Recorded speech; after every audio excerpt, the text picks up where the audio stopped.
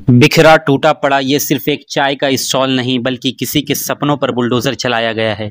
एक तरफ देश के युवाओं को आत्मनिर्भर बनाने के लिए कहा जाता है और दूसरी तरफ जब युवा अपने परिवार का पालन पोषण करने के लिए 200-300 रुपये कमाने की खातिर सड़कों पर चाय का स्टॉल और अन्य तरीक़ों से रोज़गार करने की कोशिश करते हैं तो इन युवाओं को अतिक्रमण का हवाला देकर डराया जाता है और इनके छोटे मोटे दुकानों को बुलडोज़र से तोड़ दिया जाता है। जमशेदपुर के सांची शताब्दी टावर के सामने लजीज कुल्हड़ चाय के नाम से 2.5 सालों से चाय बेच रहे समीर अली अपना स्टॉल लगाते आ रहे हैं।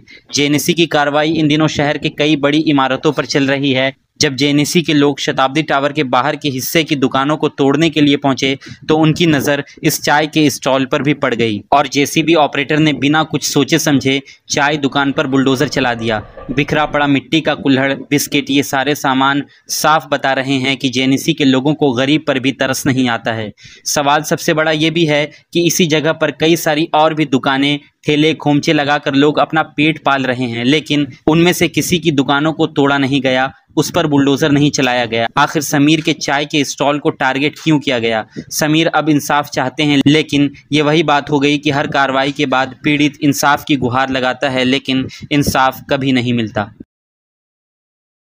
यहाँ पर ये हुआ है कि नीचे वाला बिल्डिंग में कार्रवाई चल रहा था, पार्किंग का लेकर के इशू चल रहा था, तो वो तोड़ने के लिए जेसीबी आया था जेएनएससी की तरफ से। जेएनएससी के जो है कार्यकर्ता भी आए थे, तो उन लोगों को ये चीज़ तोड़ने के लिए आए थे। हम लोगों को दुकानदार को कोई इन्फॉर्मेशन नहीं मिला था कि दुकान हटाने का है, क्योंकि जब भी हटाने के बोला जाता है तो हम लोग हटा देते हैं, लेकिन वो लोग आए, इसको मेरे दुकान को जो है टारगेट करे, उसके बाद जो है इसको साइड वाइड करवाने के लिए बोले। तो ये चाय का दुकान था सर, चाय और बिस्किट का दुकान था। कब से लगाते हैं? ये हम आपका 2-2.5 साल से लगा रहे हैं यहाँ पे।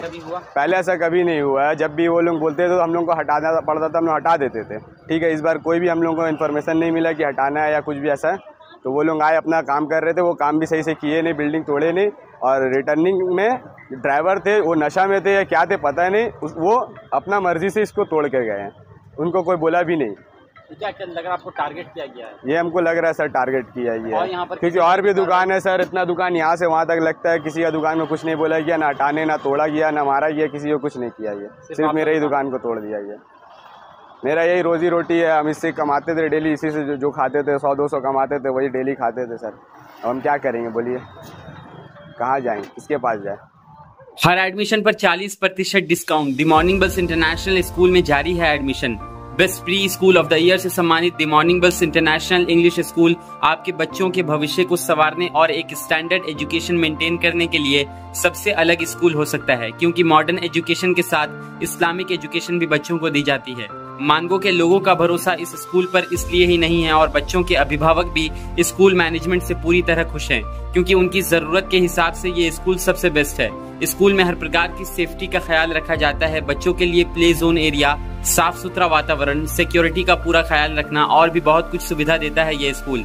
स्कूल मैनेजमेंट अपने बच्चों को एनुअल विजिट, साथ ही annual sports day event organise करने के लिए जेआरडी टाटा स्पोर्ट्स कॉम्प्लेक्स जैसे बड़े संस्थान में एनुअल स्पोर्ट्स डे ऑर्गेनाइज करती है।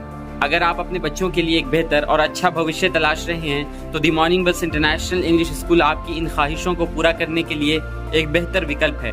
स्कूल में एडमिशन जारी है, सीट्स लिमिटेड है और हर एडमिशन पर 40% तक की छूट आपको दी जाएगी। पता junior section old Purulia road number 19 आजाद मैरिज हॉल के सामने और सीनियर सेक्शन रोड नंबर 7 बागान शाही मानगो जमशेदपुर।